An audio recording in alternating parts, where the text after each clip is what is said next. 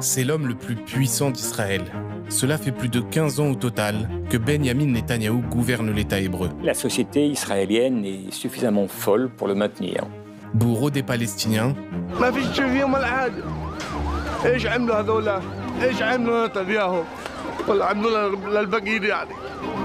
I, the Prime Minister of Israel, care more about Palestinians than their own leaders do.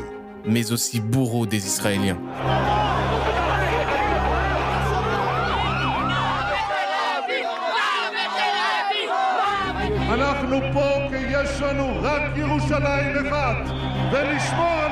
Madame, Monsieur, bonsoir. Le Premier ministre israélien Yitzhak Rabin a été assassiné ce soir à Tel Aviv. Ce qu'il faut comprendre, et Netanyahou et sa coalition doivent comprendre qu'il n'aura jamais une solution militaire à la question palestinienne. Netanyahou a une vision qui est extrêmement binaire des choses.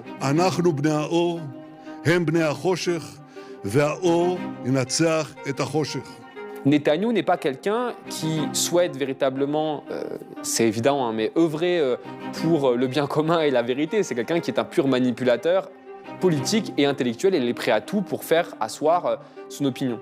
Depuis sa plus tendre enfance, il n'a qu'un rêve, voir ressurgir l'ancien royaume d'Israël.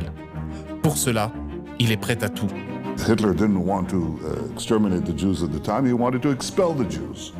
Maître dans l'art de la survie politique, il n'a pas hésité à s'associer avec les religieux les plus extrémistes pour se maintenir au pouvoir. Netanyahou et ses ministres d'extrême droite ne sont pas intéressés à la paix telle qu'elle est décrite dans le livre d'Isaïe. Ils ne sont pas intéressés à une forme de coexistence pacifique avec les Palestiniens. Découvrez l'homme qui incarne l'extrême droitisation de la société israélienne. Il y a une blague très rigolote en Israël qui dit « Comment sait-on quand Netanyahou ment ? C'est quand ses lèvres bougent. »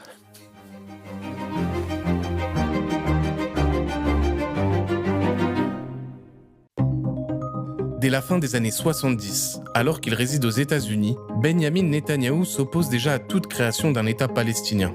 Do the Palestinians have a right to a separate state? Well, I think that no, I don't think they do. But Jordan is a Palestinian state.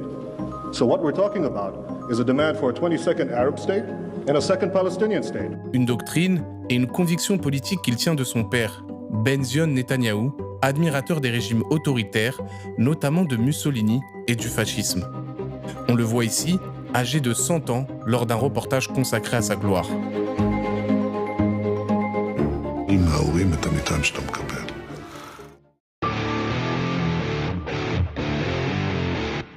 Je m'appelle Sylvain Sipel, je suis journaliste.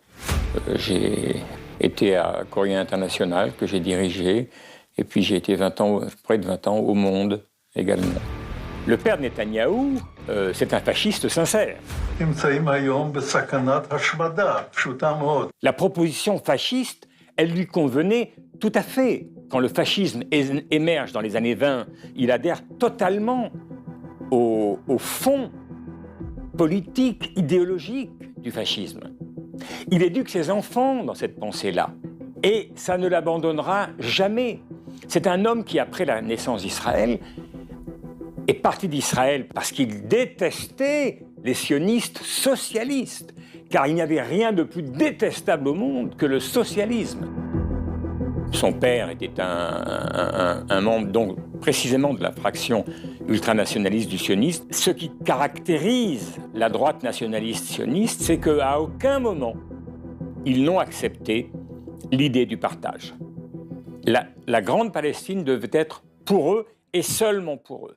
C'est ça l'éducation de Netanyahou. Il est dans ce bain-là. Et il est dans ce bain-là depuis sa prime enfance, en réalité. Donc, si vous demandez d'où il vient, ben voilà, il vient de ça. Et il va le conforter au fil de sa vie et de sa carrière politique.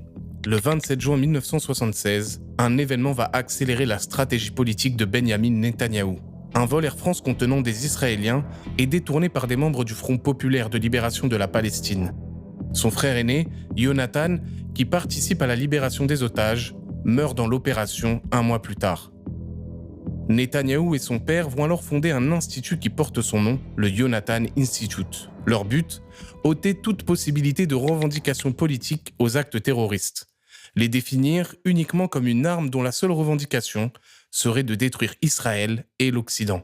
C'est-à-dire que ce qui était une arme utilisée par des mouvements qui vont de l'anarchisme jusqu'à l'extrême droite à travers l'histoire, en passant par les mouvements nationalistes, etc., cessait d'être un instrument pour devenir une théorie. Le stigmate terroriste devenait le stigmate définitif, que ce soit pour la haine du juif ou la haine de la démocratie ou la haine de... peu importe. Mais quand on était qualifié de terroriste, à ce moment-là, on perdait toute légitimité. Du point de vue israélien, le terroriste, c'est quiconque est hostile à la politique israélienne. C'est évidemment les Palestiniens qui luttent pour récupérer leurs terres, ou au moins pour créer un État à eux, mais les terroristes, ce sont très naturellement et vont être traités de terroristes ou de suppôts du terrorisme, de tout ce que vous voudrez, ceux qui ne suivent pas cette idée parce que le terrorisme est une seule et même catégorie. C'est un peu comme si on disait au final que le Front de libération nationale algérien, l'Irish Republican Army ou encore le Front de libération de la Palestine n'avaient pas d'aspirations politiques différentes et que leur seul but était de détruire ce que Netanyahou appelle le monde civilisé. C'est une catégorie sans caractéristiques politiques autres que celle d'être terroriste. Ça, c'est l'Institut Yonatan qu'il avait fondé avec son père, qui sont les premiers à avoir fait campagne. Et leur impact et leur influence sur les néoconservateurs américains a été très importante. C'est ainsi que Mandela, leader de la lutte contre l'apartheid en Afrique du Sud, va être qualifié de terroriste par les Américains dans les années 80. Et quand survient le 11 septembre, un important politicien israélien a dit que le 11 septembre, c'était le Hanouka d'Israël. Il n'y avait pas de fête aussi belle que ça. C'est-à-dire que là, Israël avait fait la démonstration que le terrorisme est devenu l'incarnation du mal. On est terroriste, on est EST, on est NAIT. On est comme ça. This is a regime that has something to hide from the civilized world. States like these and their terrorist allies constitute an axis of evil, arming to threaten the peace of the world.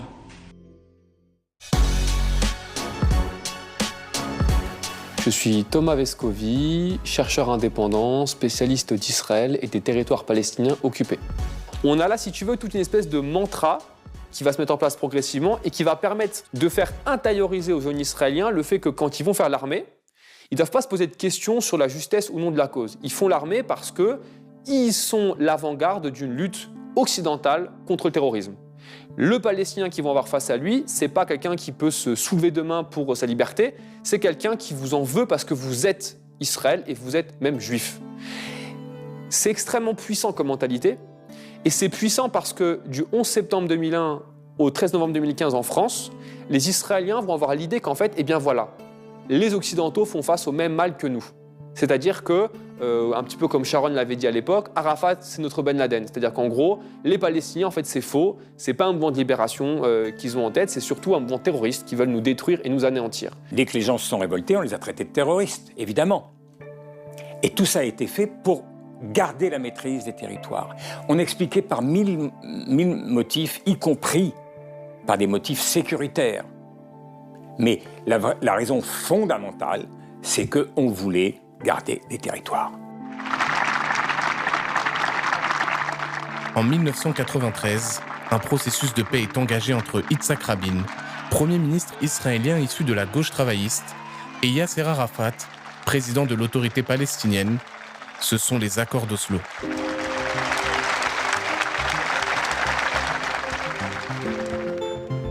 Hala Abou Hassira, je suis l'ambassadrice de la Palestine en France. Je me souviens très bien ce jour-là, le jour de la signature des accords d'Oslo. J'avais 17 ans, à peu près, 17 ans. Et j'avais commencé à avoir une conscience politique, une conscience de problèmes politiques, de la question de peuple palestinien, de l'occupation israélienne. Bien sûr, après 7 ans d'une intifada, de enfin pouvoir concrétiser la paix, concrétiser un État palestinien indépendant et souverain et concrétiser une coexistence entre les deux peuples, le peuple israélien et le peuple palestinien. C'était un vrai moment d'espoir pour tout le monde.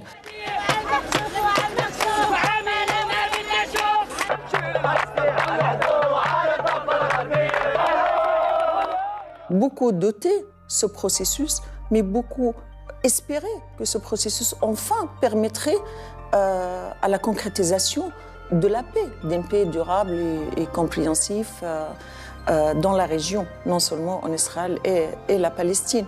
On a choisi le rêve, de rêver, parce que je me suis dit personnellement qu'on a autant souffert pendant des décennies de cette occupation de la Nakba palestinienne et on avait droit enfin à rêver de cette paix, à rêver de notre liberté et à la faire concrétiser. Pour moi, c'était ça en ce moment-là. Face à Rabin, Netanyahou, alors chef du Likoud, parti nationaliste très à droite, s'associe aux colons pour s'opposer aux accords d'Oslo. של איש הדמים ערפאת. אני אומר כאן לממשלת ישראל שמתרפסת בפני האיש הזה. אני אומר לה בשם הציבור הגדול הזה. אנחנו כאן כי לעולם לא ניתן לחלק מחדש את ירושלים. C'est quelqu'un qui avait été ambassadeur à l'ONU pour Israël depuis 1984, qui avait pris la tête du Likoud depuis à peu près le début des années 90 et qui est en Israël l'un des fers de lance de la contestation contre Yitzhak Rabin dans des manifestations qui sont extrêmement violentes et virulentes de la droite qui expliquent que Rabin est en train de faire un accord avec des terroristes, avec des gens antisémites avec qui on ne doit pas avoir confiance, Arafat notamment. Et c'est également un courant politique qui va véritablement fracturer le champ israélien de la société israélienne, c'est-à-dire en diabolisant Rabin, en le caricaturant avec un kéfier, en officier SS. Donc vraiment, on crée un climat de tension permanent. Netanyahou avait un slogan qui était à la fois un slogan antidémocratique et un slogan raciste. C'est-à-dire qu'il disait dans sa campagne contre Rabin, pour refuser l'accord d'Oslo, qu'il considérait comme une trahison, c'est-à-dire que l'accord d'Oslo était supposé mener à la chose qui était la pire aux yeux de Netanyahou, c'est-à-dire l'existence d'un État palestinien à côté d'Israël.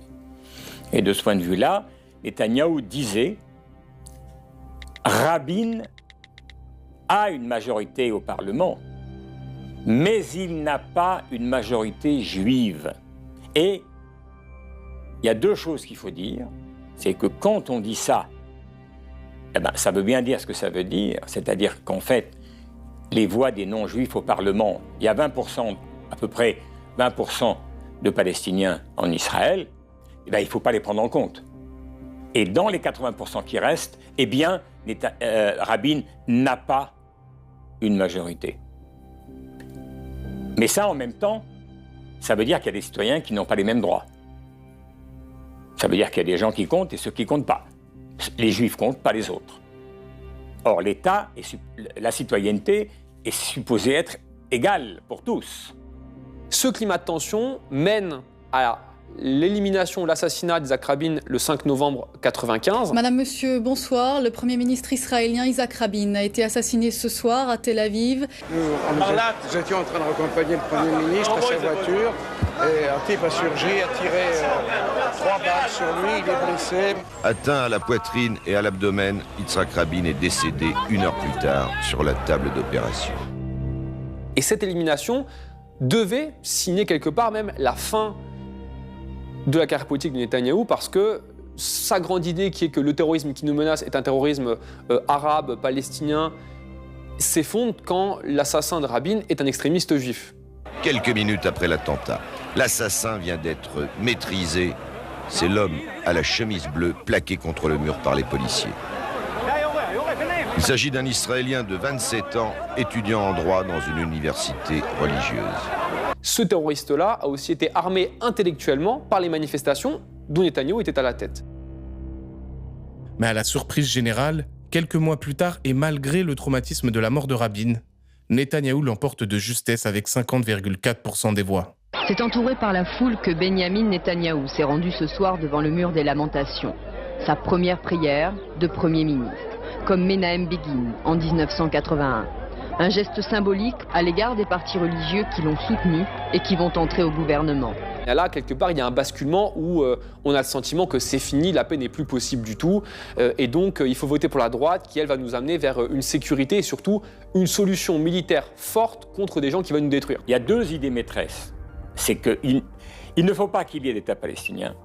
C'est ça le plus grand danger qui nous menace. Si les Palestiniens ont un État, alors c'est notre fin. Et le deuxième élément, c'est qu'il faut s'emparer de la terre. Ça prendra le temps que ça prendra. Mais petit à petit, nous parviendrons à nous emparer de la totalité de la Grande Palestine.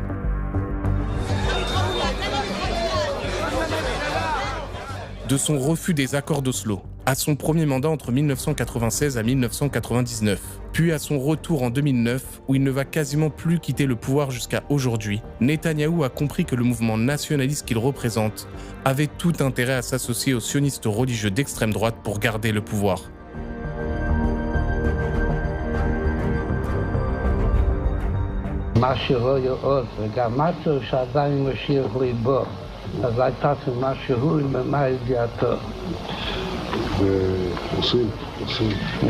Les sionistes religieux d'extrême droite n'ont qu'un but, hâter la venue du Messie, symbole de la paix sur terre et de la reconnaissance de Dieu.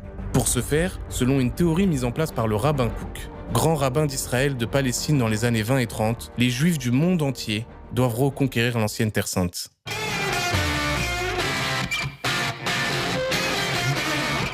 Je m'appelle Émile Ackerman, je suis rabbin de la communauté orthodoxe moderne à Ayeka que j'ai cofondée avec mon épouse rabbinite Myriam Ackerman-Sommer à Paris. Il faut savoir que depuis moins 586, qui est la destruction du premier temple de Jérusalem, les prophètes puis les rabbins qui leur ont succédé ont convoqué de manière extrêmement régulière l'idée de la venue du Messie et de la fin de l'oppression. Une des révolutions entre guillemets du rabbin Kook, c'est qu'il inclut non pas juste les juifs religieux, mais le peuple juif dans son ensemble en disant ce qui est très important, c'est le travail de la terre, c'est faire vivre l'État d'Israël et chacun a son rôle à jouer, les religieux et les non-religieux. Et donc en ces termes, il a développé une forme de théologie très inclusive et c'est aussi pour ça qu'il a rencontré un franc succès.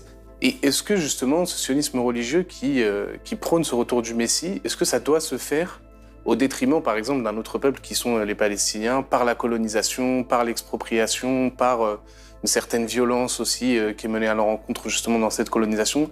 Est-ce que ça, c'est quelque chose pour vous qui est admis ou pas? Toutes leurs religions ont leurs rabbins et leur théologie violente, fondamentaliste, justement, ont leurs personnes et leurs instituts qui vont réinterpréter les textes de manière violente pour pouvoir justifier de certaines politiques ou de certaines visions du monde qui peuvent être des visions du monde, à mes yeux, très néfastes. Et la religion juive n'y fait pas du tout exception. Malheureusement, ceux qui font le plus de bruit aujourd'hui sont les sionistes religieux de droite et d'extrême droite. Et donc eux aussi ont leurs rabbins qui vont réinterpréter les textes pour justifier une forme de violence. Et dans ces cadres-là, les appels à la paix sont toujours les appels à la paix du vainqueur. C'est-à-dire, une fois qu'on se sera débarrassé de nos ennemis, alors on aura enfin la paix. Et c'est ça la paix messianique dans lequel les gens, les rabbins parlent. La droite nationaliste sait que de toute façon, elle ne rendra pas les territoires palestiniens dans le cadre d'un État palestinien, et donc il faut trouver une justification idéologique à cette occupation, cette colonisation qui va durer dans le temps et dans laquelle il ne souhaite pas revenir en arrière. Et donc qu'est-ce qu'on va faire? On va progressivement, et notamment ça on le voit bien à partir des années 2000 à mon avis, on va commencer en fait à expliquer non plus par le droit, parce que Netanyahou estime que le droit international est quelque chose de piégeux, où il sera toujours détourné pour être à notre désavantage à nous en tant qu'Israéliens. On va le justifier par des grandes valeurs, que ça soit la Bible, que ça soit des idées religieuses. Et pour ça, forcément, on va mettre qui en avant? Eh bien, les religieux israéliens, les partis ultra-orthodoxes, etc. et d'autres. Et à l'inverse, eh bien, on va donner à ces ultra-orthodoxes-là l'opportunité, en retour, du coup, de pouvoir avoir la main sur différentes questions sociétales en Israël, les questions du mariage, les questions de l'accès ou non à la citoyenneté israélienne. Et ça va permettre de faire une espèce d'alliance, de fusion qui, jusqu'à aujourd'hui, est extrêmement puissante idéologiquement. Aujourd'hui, dans l'offensive israélienne lancée sur Gaza, Netanyahou n'hésite pas à la justifier en invoquant les textes sacrés, quitte à tronquer leur message. נגשים את נבואת ישעיהו. לא יישמע עוד חמאס בארצך, שוד ושבר בגבולייך, וקראת ישועה חומותייך, ושערייך תהילה. יחד נילחם, יחד ננצח. Netanyahou a invoqué donc le livre d'Isaïe, le chapitre 60 d'Isaïe, pour un mot qui est dans ce verset-là, donc au verset 18, puisque c'est un jeu de mots. Il y a écrit, donc je vous le lis en français et ensuite en hébreu, « On n'entendra plus de cris de violence dans ton pays, il n'y aura plus dans tes frontières ni destruction ni calamité, tes murailles tu les appelleras sauvegarde et les portes de tes cités tu pourras t'en glorifier. » Mais en hébreu, on nous dit « Lo ishama od Hamas ». Donc à mes yeux, la première raison pour laquelle il a convoqué ce verset, c'est simplement l'écho, il n'y aura plus dans tes portes de Hamas, donc c'est-à-dire l'éradication du Hamas, qui représente aussi l'archétype de la violence, puisque en hébreu, Hamas veut dire violence. Donc c'est la première raison pour laquelle il l'a convoqué, c'est de dire je vais enfin réaliser cette prophétie en faisant une interprétation à sa sauce, en disant vous voyez bien que le Hamas est personnifié, la personnification du mal et de la violence, c'est effectivement le Hamas qu'on a devant nous, et donc le but, c'est de l'éradiquer totalement. En tant que rabbin, vous en pensez quoi que Netanyahou il invoque cela, il en fait un peu sa propre interprétation, qu'il l'utilise à des fins politiques. C'est dérangeant ou pas du tout?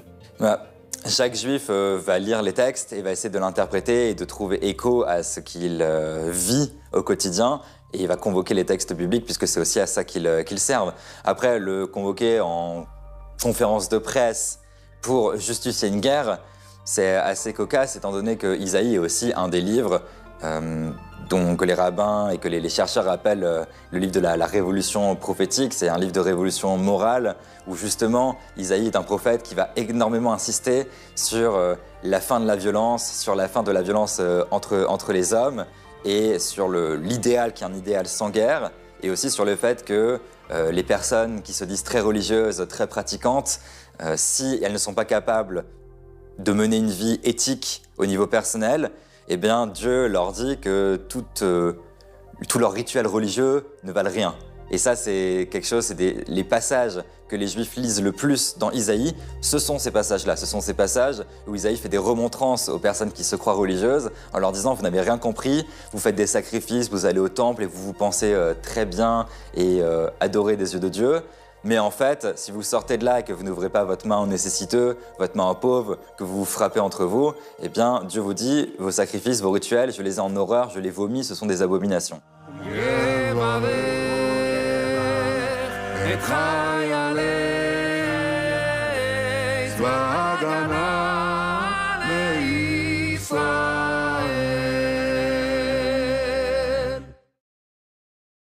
En 67, lorsque l'armée israélienne s'empare du mur des lamentations, immédiatement, le grand rabbin de l'armée, qui s'appelle le rabbin Goren à l'époque, il sonne le chauffard, la trompette qu'on sonne les jours de fête, etc. Et il déclare qu'il faut raser la mosquée Al-Aqsa et reconstruire le temple. Comment dire? Je ne sais pas s'il y a peut-être 200 personnes en Israël qui disent il a raison, mais les gens disent mais il est dingue. Et donc, à l'époque, le rabbin apparaît comme un dingo. C'était en 67. On est en 23. Ça va faire 55 ans. 56 même. Eh bien, aujourd'hui, les gens qui disent qu'il faut raser Al-Aqsa, mais ils sont pléthores. Ils ont des écoles rabbiniques dans lesquelles ils enseignent ça. Ils ont des journaux. Ils ont des réseaux. Ils ont des élus à la Knesset. Et maintenant, ils ont des ministres. Ça résume 50 ans, un demi-siècle d'évolution. אחדות חשובה, אהבת ישראל חשובה. המקום הזה, זה המקום הכי חשוב לעם ישראל, שבו אנחנו צריכים לחזור ולהראות את המשילות שלנו. De la fin des années 70 à 2009, Netanyahou a donc tout mis en place pour asseoir sa domination politique et idéologique. Désormais, plus rien ne peut l'arrêter.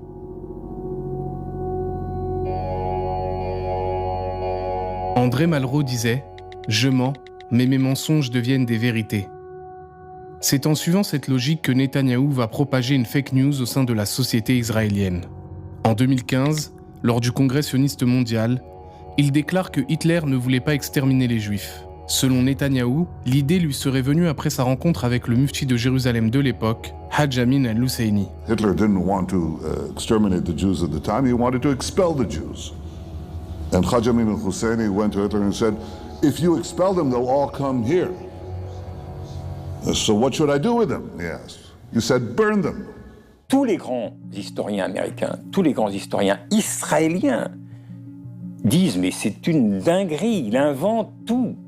Benyamin Netanyahou va très loin dans l'idée de diaboliser les populations arabes, jusqu'à même leur faire porter la responsabilité de la Shoah, ce qui est évidemment historiquement complètement faux.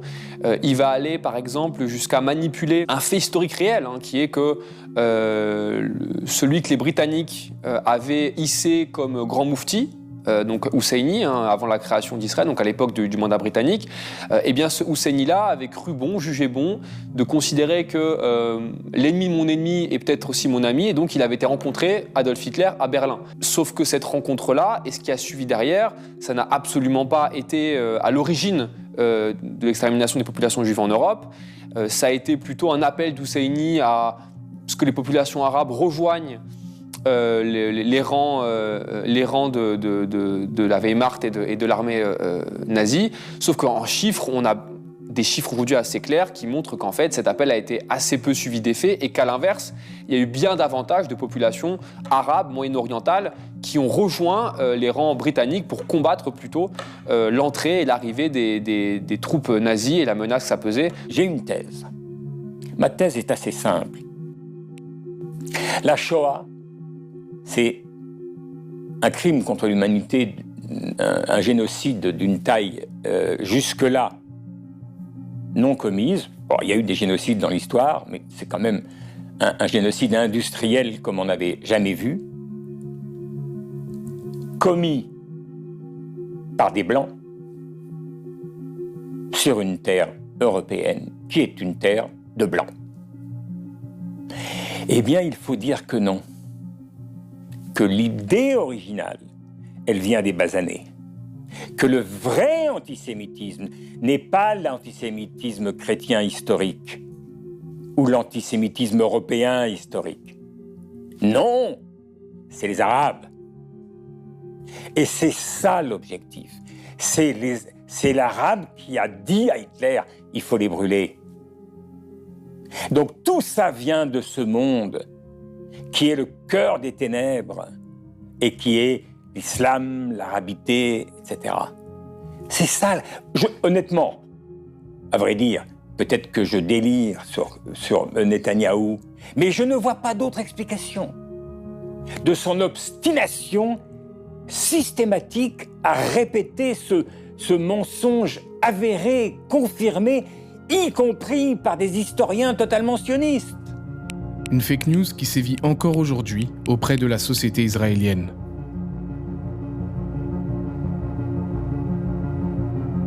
Qu'est-ce que vous en avez pensé, vous, quand vous l'avez vu dire de telles choses qui sont historiquement fausses? C'est une tentative encore de Netanyahou de déshumaniser le Palestinien, de diaboliser le Palestinien, de coller aux Palestiniens des accusations et des crimes. C'est la énième tentative de Netanyahou de diaboliser le peuple palestinien.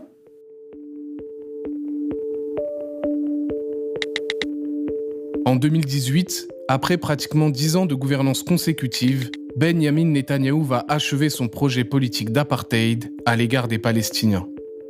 Il fait adopter par le Parlement la loi État-nation du peuple juif. נמשיך להבטיח את זכויות הפרט והקבוצה. אלה ימשיכו להיות מובטחות. אבל זכויות יש גם לרוב, והרוב מכריע. הרוב המכריע בעם רוצה להבטיח את אופייה היהודי של מדינתנו לדורות. Le plus important, c'est que ce qui est dit, c'est que dans l'État d'Israël, seuls les Juifs ont droit à l'autodétermination. Ça veut dire cet État est juif, la terre est juive, ont une nature.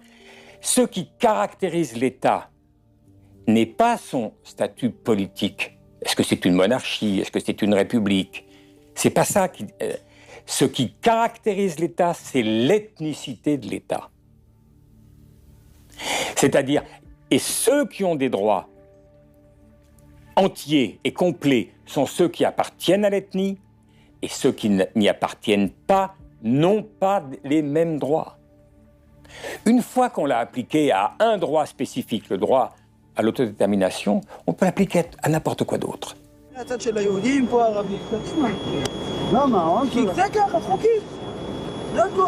Cette loi, pour moi, c'est l'institutionnalisation de l'apartheid, de par donner ou accorder la suprématie au peuple juif dans l'ensemble de la Palestine historique, de par donner le droit à l'autodétermination exclusivement au peuple juif dans la Palestine historique et de faire promouvoir et renforcer la colonisation israélienne en Palestine historique.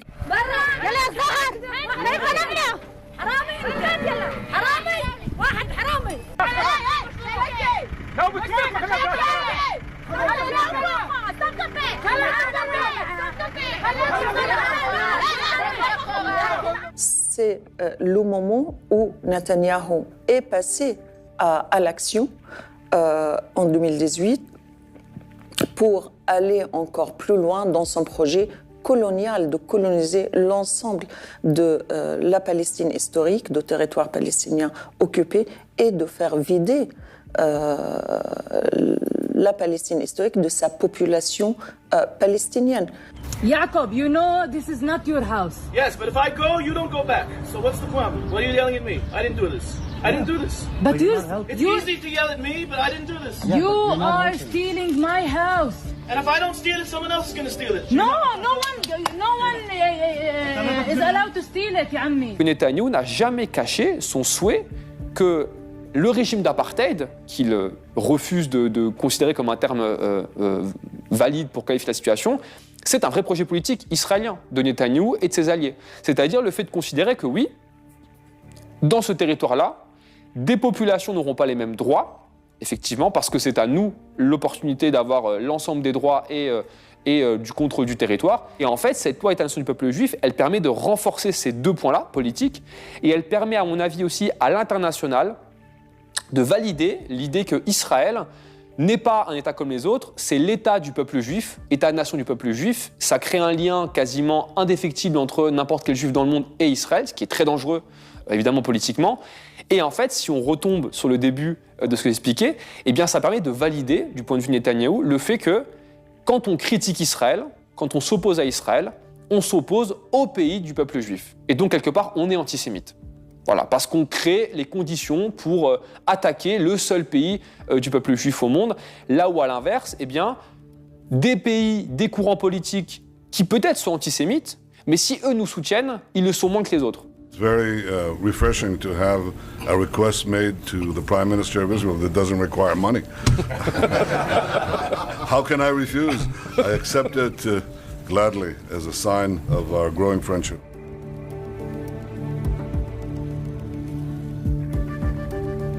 Pour s'assurer que la création d'un État palestinien soit constamment mise à mal, Benyamin Netanyahou va aller très loin dans sa stratégie politique. Il va alors tout faire pour favoriser le Hamas au détriment de l'autorité palestinienne.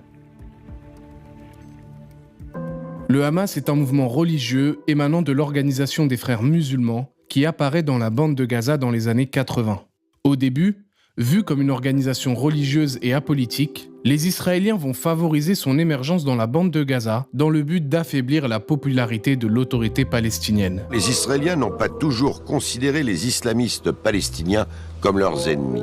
En 1981, des intégristes expulsés d'Égypte ont été autorisés à revenir à Gaza par un ministre israélien de la Défense qui s'appelait Ariel Sharon.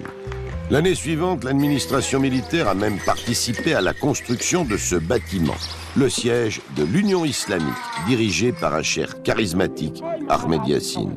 Les dirigeants israéliens, de gauche comme de droite, jouaient les islamistes contre l'OLP.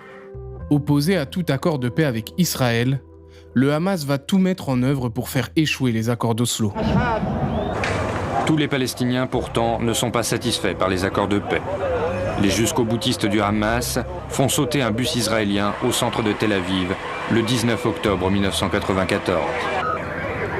L'attentat fait 21 morts et 40 blessés. Quelques semaines plus tard, les militants du Hamas s'en prennent aux policiers palestiniens à Gaza. Ces derniers tirent à balles réelles sur les manifestants, faisant 15 morts et 200 blessés. Qu'est-ce que vous dites au Hamas aujourd'hui? Qu'ils font ces actes terroristes, pas seulement contre les Israéliens, mais contre les Palestiniens, contre le processus de paix, contre les Arabes, contre la région tout entière, et c'est contre Dieu. Malgré la menace que représente le mouvement, Israël, aidé par les Américains, va pousser le Hamas à se présenter aux élections législatives palestiniennes de 2006.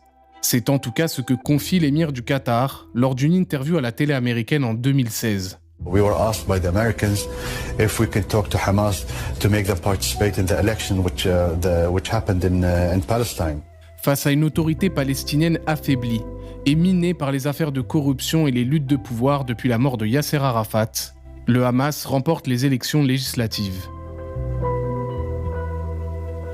Dans des câbles diplomatiques américains révélés par Wikileaks, Amos Yadlin, chef du renseignement militaire, avoue que le Hamas est une aubaine pour Israël afin de mettre à mal l'idée d'un État palestinien. Israël serait heureux si le Hamas prenait le contrôle de Gaza, parce que l'armée israélienne pourrait alors traiter Gaza comme un État hostile. Diviser pour mieux régner. Puis, Benyamin Netanyahou, qui revient au pouvoir en 2009, voit lui aussi le Hamas comme une aubaine. Lui, qui depuis toujours est opposé à la création d'un État palestinien. Pour favoriser le Hamas, Netanyahou va alors demander au Qatar, petit État du Golfe, de financer le mouvement afin de lui permettre de garder son hégémonie sur la bande de Gaza.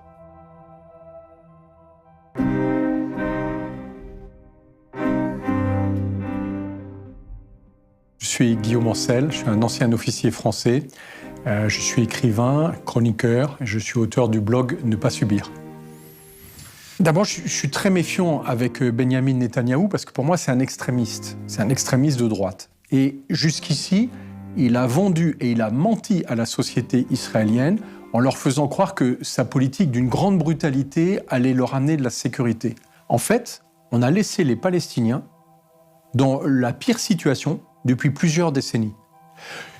Netanyahou a tout fait pour que ce soit le Hamas qui prime sur la bande de Gaza. Pourquoi ? Parce que d'abord, ce sont des radicaux, et donc ça justifie sa politique brutale.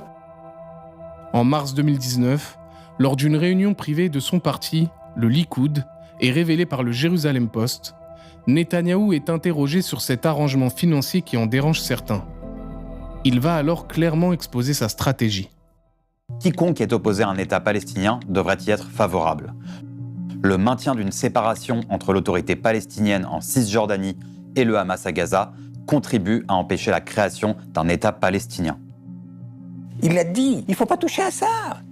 Tant qu'on a la Cisjordanie d'un côté, Gaza de l'autre, c'est parfait pour nous, il faut qu'on garde le Hamas. Le Hamas, pour nous, c'est une occasion formidable. Alors ça, c'est sa responsabilité. Et puis, parce que c'est sa thèse, sa théorie, on a intérêt à ce que le Hamas garde la suprématie sur Gaza et le pouvoir à Gaza. Et puis, ça n'a l'air de rien, mais si c'est pas le Qatar qui paye, c'est qui va payer?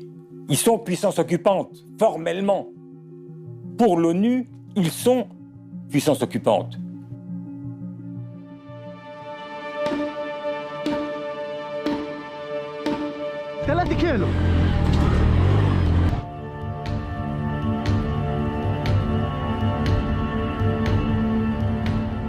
Le 7 octobre, le Hamas lance son opération Déluge d'Al-Aqsa, qui fait 1200 morts, dont 800 civils et plus de 200 otages.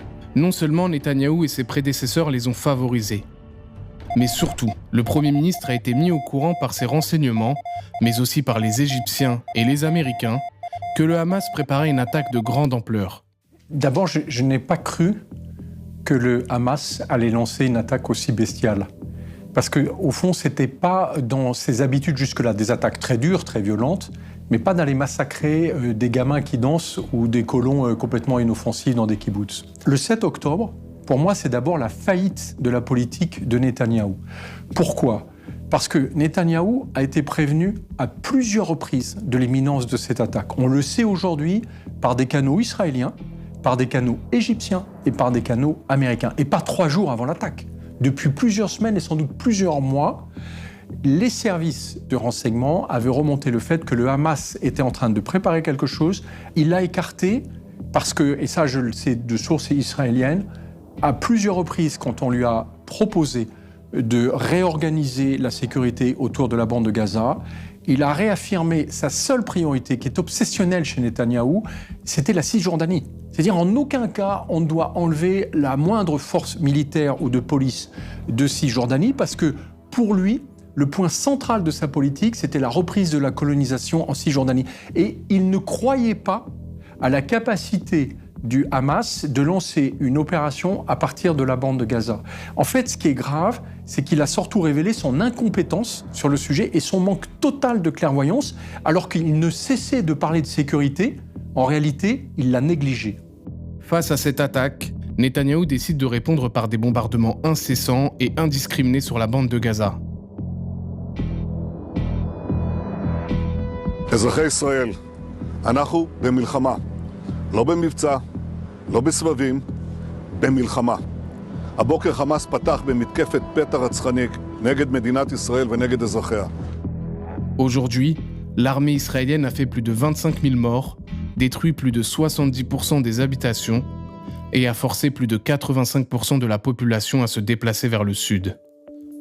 Par contre, ce qui est sûr, c'est qu'à cause de l'offensive qu'il a lancée sur la bande de Gaza, et surtout des plus de 30 000 morts qu'il aura fait 4 fois plus de blessés, il a garanti au Hamas son recrutement pour les 20 années à venir. Il y a toute une génération de jeunes Palestiniens qui n'aura en tête que de se venger de cette guerre-là.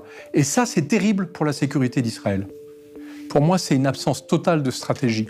La bonne stratégie, c'est celle dont ils ont fait la démonstration à Beyrouth, en allant tuer un vrai chef du Hamas, et pas des sous-fifres, ni en faisant 10 victimes collatérales pour chaque cible visée, en allant tuer le numéro 2 du Hamas, dans une frappe parfaitement ciblée, alors que la personne se croyait intouchable, et de montrer que, au fond, il avait une responsabilité dans l'attaque du 7 octobre.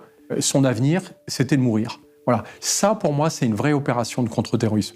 A contrario, et c'est ça qui fait mal, parce qu'on voit bien qu'Israël sait faire du contre-terrorisme, lancer une offensive militaire massive contre un camp de réfugiés à ciel ouvert, dont les gens ne peuvent pas s'échapper puisqu'ils sont assiégés, dans lequel il y a 2,3 millions de personnes qui sont massées, et de tirer dessus avec des bombes de 250 kilos, des tirs d'artillerie qui correspondent à la même chose, c'est des salles de 6 obus de 45 kilos, c'est exactement la même chose. Un obus sur 2, plutôt une bombe sur 2 aérienne, n'est même pas guidée. Ça veut dire que on fait un carnage assumé. Avant même de tirer, on sait qu'on va faire un maximum de victimes, puis au milieu, il y aura peut-être quelqu'un du Hamas. Mais qui peut croire, en tout cas comme ancien militaire, que parce qu'on va s'attaquer au tunnel du Hamas, on va détruire le Hamas? Or, aujourd'hui, pour moi, ce qui est totalement inacceptable dans la stratégie de Benyamin Netanyahou et de son gouvernement, c'est qu'ils ont volontairement fait une confusion entre le Hamas, qui est un mouvement terroriste, et la population palestinienne. Et ça, ils n'ont pas le droit de le faire. Typiquement, ils ont fait plus de 30 000 morts. Il y a peut-être 3 000, 4 000 miliciens du Hamas à l'intérieur, et encore, on ne le sait même pas. Ça veut dire que 90% des victimes de leur guerre sont des civils. Ça s'appelle un carnage.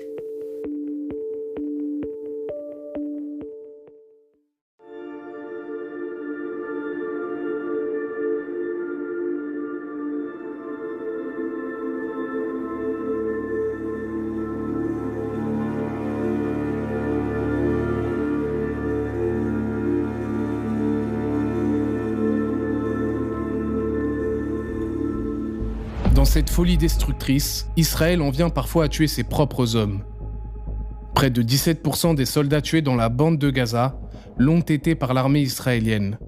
Et parfois, l'armée s'en prend même aux otages qu'elle est censée libérer. En décembre dernier, 3 otages israéliens qui se sont présentés face à des soldats se sont fait tuer. Netanyahou vend le fait que son opération va permettre de libérer des otages. Il y a 3 otages qui se présentent devant l'armée israélienne. Manifestement, il y a un ancien militaire ou un militaire parmi eux parce qu'ils prennent beaucoup de précautions. Ils se présentent torse nu pour montrer qu'ils n'ont pas de gilet explosif. Ils ont un drapeau blanc. Ils se mettent tout de suite en position de neutralité, c'est-à-dire qu'ils s'assiedent par terre pour bien montrer que voilà, ils ne sont pas en train de préparer une embuscade. Et l'armée israélienne les flingue, mais les flingue consciencieusement. Hein. Ils sont même allés chercher le 3e qui avait été blessé pour l'achever. Donc on voit bien que les consignes de l'armée israélienne, parce que ça, c'est pas Tsahal qui en a décidé, c'est le gouvernement Netanyahou, c'est tir libre. C'est-à-dire qu'en fait, il tire d'abord et il regarde après.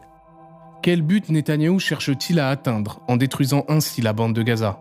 Ce qui est sûr, c'est qu'avant l'attaque du 7 octobre, le pouvoir de Netanyahou était remis en cause par une partie de la société israélienne. Les manifestants s'opposaient à une réforme de la justice qui vise à empêcher les juges de la Cour suprême israélienne d'annuler les décisions du gouvernement. Le Premier ministre est également englué dans des affaires de corruption, fraude et abus de confiance. Mais surtout, aujourd'hui, il semble que la conquête de la bande de Gaza ne soit plus un secret. Le 25 décembre 2023, lors d'une réunion avec les députés de son parti, et rapportée par plusieurs médias, Netanyahou a pour la première fois évoqué un plan de migration volontaire des Gazaouis. Il a notamment déclaré que « Notre problème, ce sont les pays qui sont prêts à les accueillir, et nous y travaillons. » Ces ministres n'hésitent pas à affirmer publiquement leur volonté de coloniser Gaza.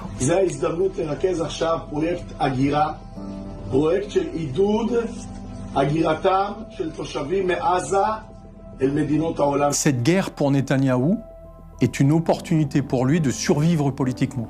Et d'ailleurs, c'est inquiétant parce qu'il fera tout pour rester en guerre. Même si c'est sous un format et une envergure moins importante, tant qu'il est en guerre, il peut se maintenir au pouvoir. Et il sait très bien que le jour où il arrête son offensive militaire, entre les comptes qu'il devra rendre à la société israélienne, les otages, dont il n'a pas cherché en fait à épargner la vie, quoi qu'il ait raconté. La seule fois où il y a des otages qui ont été libérés, c'est quand enfin il a accepté d'interrompre pendant une semaine son offensive militaire. Netanyahou n'a plus aucun avenir politique. Et son seul horizon pour se maintenir encore un temps, c'est clairement de rester en guerre, de dire on n'a pas le temps de parler politique parce que vous comprenez, il y a une guerre qui est en cours.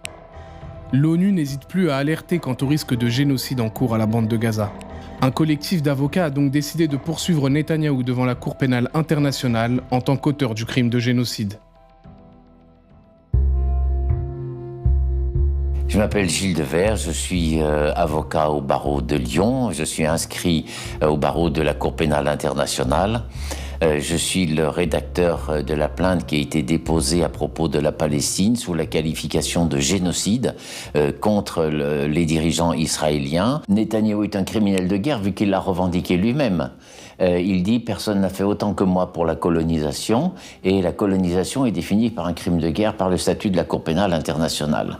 Donc on a une facilité avec ce monsieur, c'est que alors on sait qu'il est dans la ruse, dans le mensonge et dans la provocation perpétuelle. Et donc il y a une institutionnalisation de l'impunité qui fait que, n'étant pas freiné, il va de plus en plus. Et on est actuellement dans une fuite en avant qui justifie pleinement de dire qu'à ce jour, il mérite une accusation comme auteur du crime de génocide, concepteur et exécuteur. Et vous savez que je ne donne pas mon opinion, ça n'a pas beaucoup d'intérêt, mais je parle du droit. Et le droit pénal international, c'est le statut de la Cour pénale internationale qui définit à l'article 8 les crimes de guerre, à l'article 7 le crime contre l'humanité et à l'article 6 le génocide. C'est-à-dire que le génocide est plus grave même que les crimes contre l'humanité. Donc c'est quelque chose qu'on ne doit jamais voir.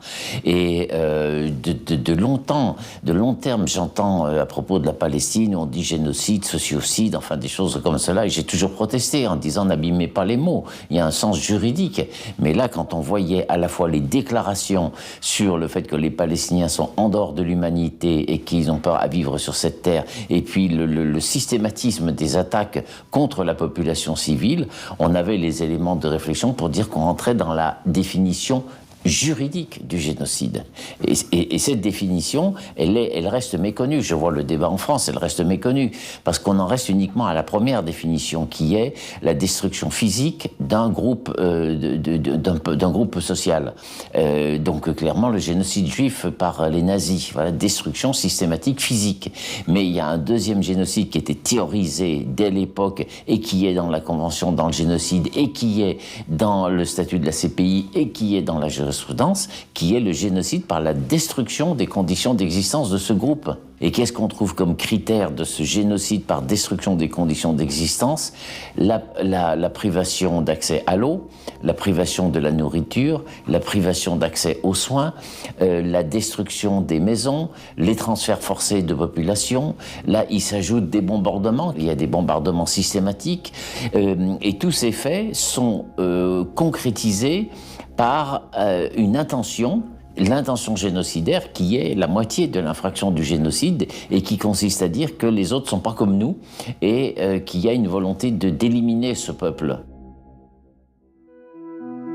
Mensonges, affaires de corruption, crimes de guerre et accusations de génocide. Tout cela annonce-t-il la fin du règne de Netanyahou? Même si demain sonne la fin de Netanyahou, et je vais être très prudent sur ça parce qu'on est loin encore d'arriver à ça, ça ne signifiera pas la fin de la droitisation d'Israël. La société israélienne, du point de vue notamment de sa démographie, donne un poids tellement important aux religieux que même si ce n'est pas maintenant, et bien dans 5, dans 10 ou dans 15 ans, on sera toujours majoritaire. En gros, l'Israël libéral laïque ne peut pas gagner sur le long terme. On voit à quel point ça amène de plus en plus à l'impunité et donc à une droitisation et un sentiment total de pouvoir faire tout ce qu'on veut sur les Palestiniens et sur leur territoire sans jamais rien risquer. Netanyahou aujourd'hui et sa coalition avec Ben Gvir et Smotrich qui se déclarent fascistes cherchent l'explosion totale dans l'ensemble du territoire palestinien occupé. Ils cherchent la liquidation totale de la question palestinienne, ce que il faut comprendre, et Netanyahou et sa coalition doivent comprendre qu'il n'aura jamais une solution militaire à la question palestinienne, que cette question est une question politique, une question de droit, une question de justice, une question de liberté, une question de dignité de tout un peuple. Le peuple palestinien garde toujours l'espoir parce qu'on a cette conviction de notre cause, cette conviction et enracinement dans notre terre. Nous n'avons pas le choix que de garder l'espoir et œuvrer vraiment pour concrétiser notre droit inaliénable à l'autodétermination. A priori, je tendrais à dire qu'il y a une telle majorité aujourd'hui en Israël qui est vraiment, je parle des Juifs israéliens, qui est engoncée dans une mentalité coloniale et une détestation des Arabes ou un mépris pour les Arabes, pour les Palestiniens, dans ce cas-ci. on peut dire que ça ne changera pas grand-chose. En même temps, on ne peut pas dire que ça ne changera rien, parce que Netanyahou a joué un rôle très important. D'un certain côté, et il faudra voir à qui lui succède. On ne peut pas exclure que s'il y avait des élections, après ce qui vient de se passer, l'extrême droite, Smotrich, Ben Gvir, ces gens-là, soient ses successeurs. On ne peut pas l'exclure. Israël est entré dans une telle pensée vengeresse, dans je dirais, une geste tellement coloniale. Ce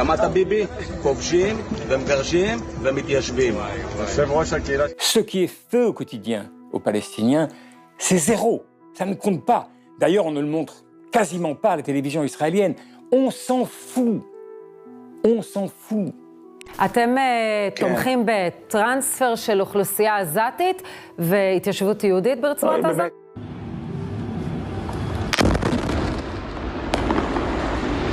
טרנספר, מדברים על הרצון לשפר דיור לעזתים שרוצים לשפר את הדיור שלהם, שלא מוכנים לגור שם בתנאים האלה.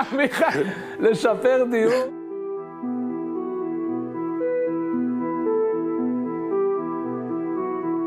Moi, je ne vais pas parier sur ce que va être l'avenir, mais je veux dire qu'il ne faudra pas s'étonner si c'est le pire.